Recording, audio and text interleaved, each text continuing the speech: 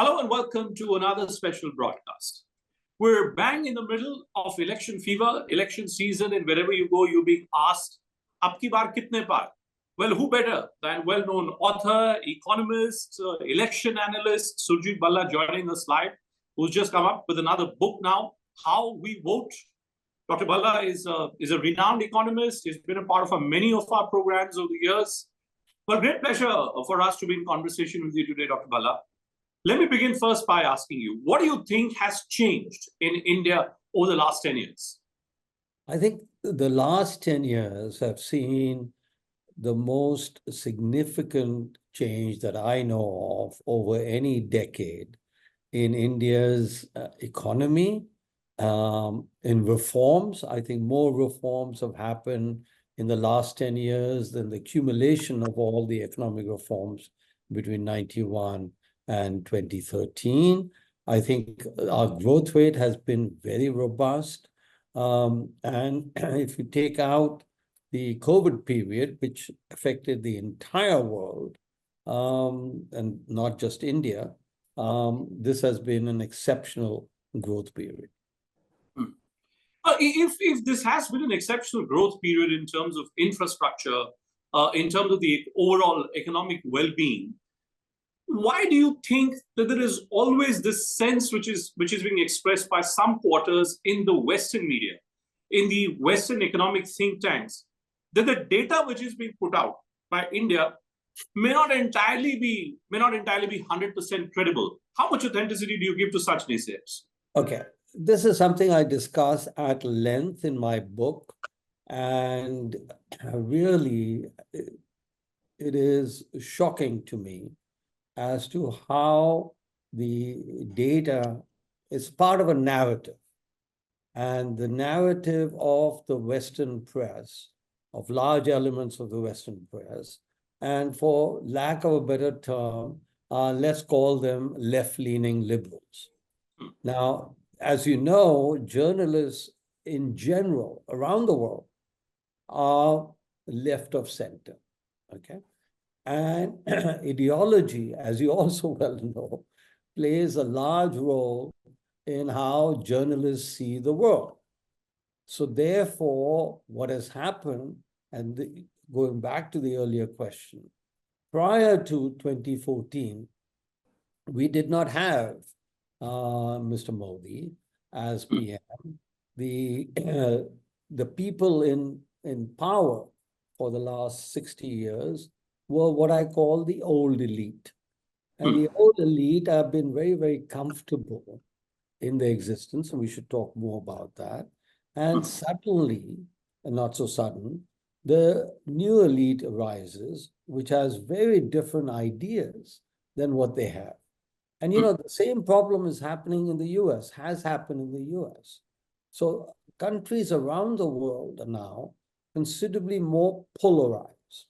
And it has got to do, in my view, with the fact that there has been a massive education expansion around the world, especially in India, but not an exception. And what this education has done is that the elite are no longer the Brahmins of the world, that they are the old elite, that there is now new Brahmins. And the old Brahmins, just like any old monopolist, does not like the entrance of the new. So it also always is trying to put down the newcomers in order to preserve their monopoly of thought. But you know, Dr. Bhalla, in the book that you've now come up with, How We Vote, you know, viewers would like to know, we're bang in the middle of this massive election exercise in India. If I was to ask you that, has there been a perceptible change in the way people vote pre-2014 and post-2014? I don't think so. I think, look, and I go to great pains in order to demonstrate that the major factor behind how people vote, right from 1962 onwards, I ignore the first three elections, the Nehru elections, we just won the independence and so on and so forth, is basically how well you have done in the previous period. When you come out of war, how much, it's a very selfish, perhaps, but it is what Bill Clinton said in 1992, very accurately, when this is for the US. He wasn't talking about India. Is the economy stupid? So there is a very definite correlation between how well the economy does and whether the incumbent wins again or not. And so, for example, in 10 of the last 14 elections since 1962, a very simple metric of per capita income and the growth in per capita income is the dividing line between whether one can predict that the incumbent would win or not. We had various governments having been turned out and turned in, and a consistent feature, 10 out of 14, is a superb batting average by this very, so obviously you can then, and I try and do that, refine it further. But the bottom line appears to be that throughout India's history, and throughout US history for that matter, it is the dominant feature, the dominant determinant of who you vote for is who's been good for your welfare. Now throw some light and let me take you back to the data question that I was asking. Major international publications seem to suggest that Indians are spending more from their savings than their earnings. Now, if it was really the economy stupid, and if the economy was really doing well, why do you buy this argument that Indians today are spending more from their savings rather than their income? I'm not understanding. The savings rate in India is somewhere on 35%. The investment rate is somewhere around 38%, the real investment rate. This is a very robust savings rate and a very robust investment rate.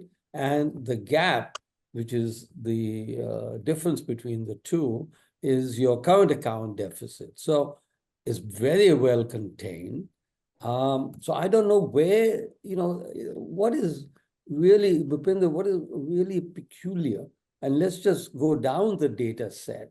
There was the former chief economic advisor had said India's GDP growth rate was way, way overstated. This just happened at the time of, Now, I did an article or an investigation with 89 countries, and I report that in the book.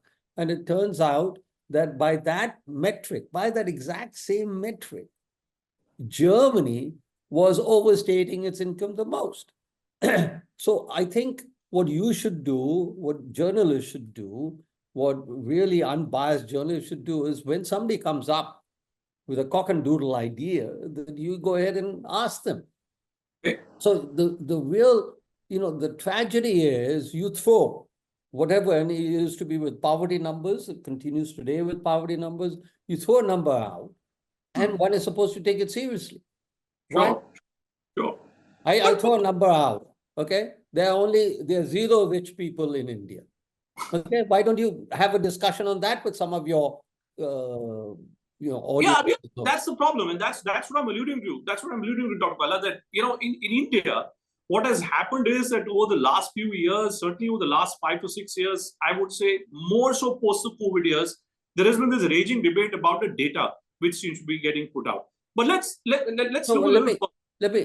me answer that, and I really looked at it in quite detail in the book, and what the conclusion I came up with is that a mega mistake was made by the government when it did not release the consumer expenditure survey for 17-18.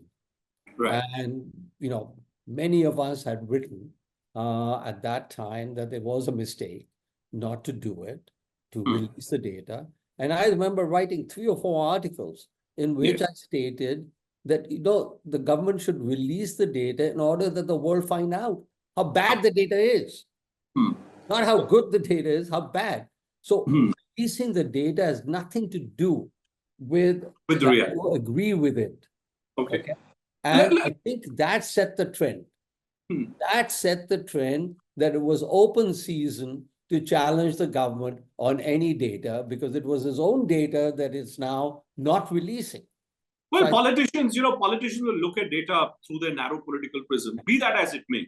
Dr. Bhalla, I came across this rather interesting statement which has just been made by Elon Musk, the chairman of X and Tesla, who's now speaking about a universal basic income for all citizens of the world. Here in India, we've had a massive debate going on between what is Revdi culture, what is welfareism, what is constructive interventionism. Do you think we in India this concept of universal basic income, how does it apply to India? Okay. Again, this was something I looked at in detail in my book in 2017, The New Wealth of Nations.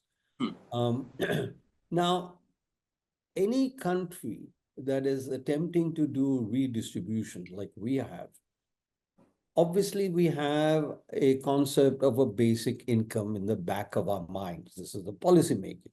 So take, for example, the massive amount of food subsidies that are being given today to something like 800 million people. Now, I believe that the subsidy is given to too many people, those who don't deserve it. And I've been consistently arguing that we should reduce those people eligible for the subsidies and increase the amount of food or income that they get. Okay. So basic income, if you want to think that everybody is guaranteed a certain minimum level of income, nothing wrong with that. What is debatable and what should be debated is how do you do it? How do you achieve it? Now, remember, in 1985, Rajiv Gandhi had freshly won the election with a record margin and 415 seats, etc. So he gathered some people, not some people, his not even election officers, IAS, the district magistrates, etc., to come and tell him as to how well the welfare system was working. And he came up with the observation that only 15% of the money that the government spends for the poor actually reaches the poor. Right. Subsequent research by me and others proved conclusively that, if anything, Rajiv Gandhi was a wild-eyed optimist, because even less than 15% was going to the poor. So where was it going? It was going to the undeserving. It was called corruption. Right. So basically, every society for thousands of years has had implicit in the back of their mind the concept of basic income or of redistribution. How they've done it is what is interesting to debate and discuss, and that is where some have succeeded and some have not. But look at, there's nothing wrong. If I was to ask you, right now, the BJP is accusing the Congress of having worked out some wealth redistribution plan, which the Congress obviously denies.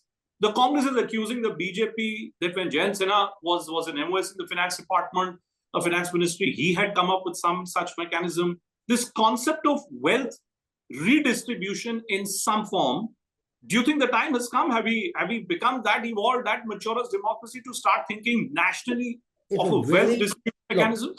It is very important for you and for your listeners and whoever else is watching and hearing to make a distinction between income redistribution and wealth redistribution. For developing countries, and I would say even for developed economies, any attempt to really redistribute wealth is a bad idea in general, but is a particularly nonsensical idea for developing countries, for poor countries. Our goal for developing countries, for countries aspiring to be middle income and then rich, is to grow, to accumulate wealth as a nation. And then, to help the entrepreneurs, etc., to create the wealth so that the average income level is exactly what you're talking about, that the basic income, the poor, the 20%, 30% who are deserving, you've got to get that money from somewhere. You can't dig it up from the ground and give it to them. It has to come from the wealth created by the top 70%. But look at what happens in India. But look at what happens in India, Dr. Bhalla. There is a whole North versus South debate. Tamil Nadu, Telangana, Karnataka, which have been arguably the better performing state economies of our country. There is also this debate going on that the contribution to central kitty is far more from the southern states, but the returns which they are getting is not commensurate. Do you think in 2024, has Narendra Modi's popularity really transcended this North and South barrier? Look, it's very interesting that the South is the area outside of Karnataka, but now Karnataka is also ruled by the Congress. That on the one hand, and this really comes to the core of this discussion about data and inconsistency. So here they are arguing they should have a wealth redistribution. And then they're saying the South is paying too much, right? That they are contributing much more to the growth. So now, if you're going to redistribute, you're going to get it more from the South. So they're cutting their first leg in order to finance their right arm. I mean, it is bizarre why they haven't thought through the logic of that what they are suggesting contradicts what they said yesterday. But let's look at hard numbers, Dr. Bhalla. Let's look at hard numbers. The BJP has thrown in everything in the South, 120 Lok Sabha seats. Popular convention being that Abki Baar 400 par is possible only and only if Fortress South is to be breached by the BJP. You think it's possible? No, look, in my book with Abhinav, I have an estimate. And the estimate basically is based on empirical. Now, the book was written and sent to the printers and everybody else way back in February. So much before this entire election season started. Sure. And in there, what we came up with the following, that look, and this is after the India alliance was formed. And if I can just expand on that we looked at the India alliance and what was the most likely scenario of the BJP votes and the Congress or the India alliance votes, number one. And number two, we tried to assess as to the seats that they would get. Number three, that we looked at what has happened to every state election since 2019. So I'll give you some basic conclusions and some basic facts. Sure. First, between 2019 and 2024, if you take the entire set of state elections, you find that the BJP gained about a 5 percentage point vote share. So their vote share in these, remember, every state goes to election every 5 years. Sure. So their vote share, if you want to take that as a popularity index, went up by 5 percentage points.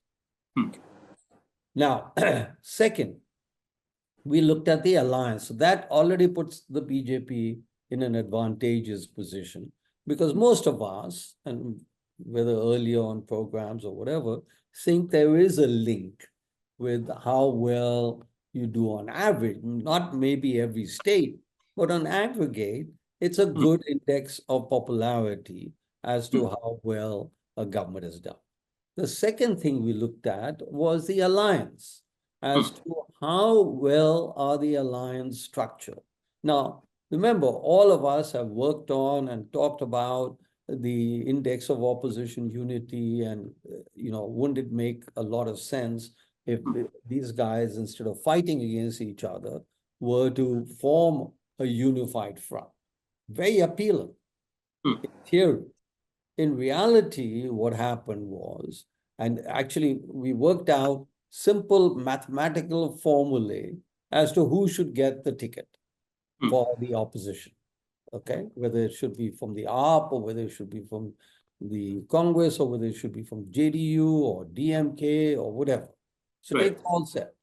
Now, what we found was that there are two parties, political parties, obviously, that gain from the alliance, the India alliance.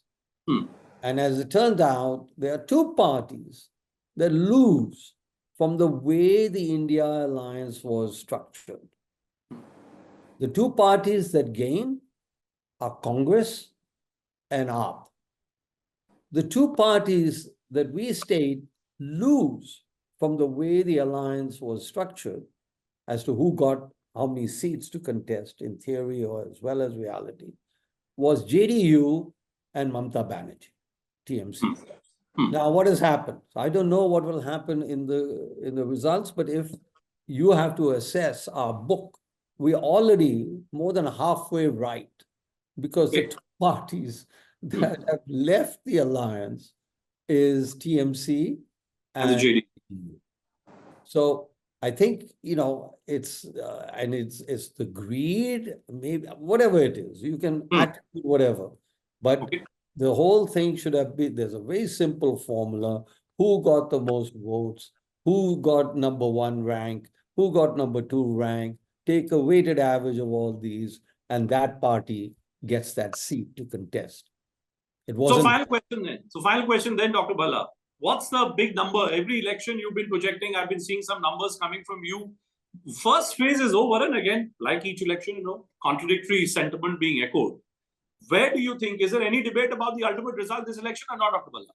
No, I don't think there is any debate about the ultimate. I think I will stick to what is there in the book, what was there written about 2-3 months ago. And that is that basically the BJP on its own will get somewhere around 330, and it can go up to 350 on its own. Beyond that, I know that the BJP has got a target of 370 and 400 par for the NDA. I don't, you know, it can happen. There are waves happen, you know, this is, but I would say there's a 70% chance it'll be somewhere close to 330 to 350. 70% chance of somewhere being close to 330 to 350. Yeah. All right. Well, let's see. Dr. Bhalla, what we'll do is that right through this election season, we'll come back to you as different phases happen and then see where does a 70% chance really hold. But any big surprises this election? If I could ask you, just as a final parting shot, that one critical X factor that you would be looking out for, what would that be? No, okay. Good question. I think the X factor is what you started off with, is the South and in Tamil Nadu. That really, the way I think the opposition, DMK, etc., have behaved, I think they have, by being violently anti-Hindu. This is an emotion. You know, I do think that how the economy does is a major determinant, but that doesn't mean there are no other factors at no other time. And emotion is an important factor. And I think they have unnecessarily made things more difficult for them. So I would look for, if there is a swing, that is, you know, 5 seats or so, is our initial estimate. And the Tamil Nadu election is over. I have no idea how things have turned out. Nobody has much of an idea how things have turned out. But if you're looking on election day, on counting day, June 4th, see what's happening in Tamil Nadu to give you a good head start on where things might end up. All right, Dr. Bhalla, always a pleasure speaking to you. All the very best for your book. Thank you so much for joining us today. Yeah, thank you.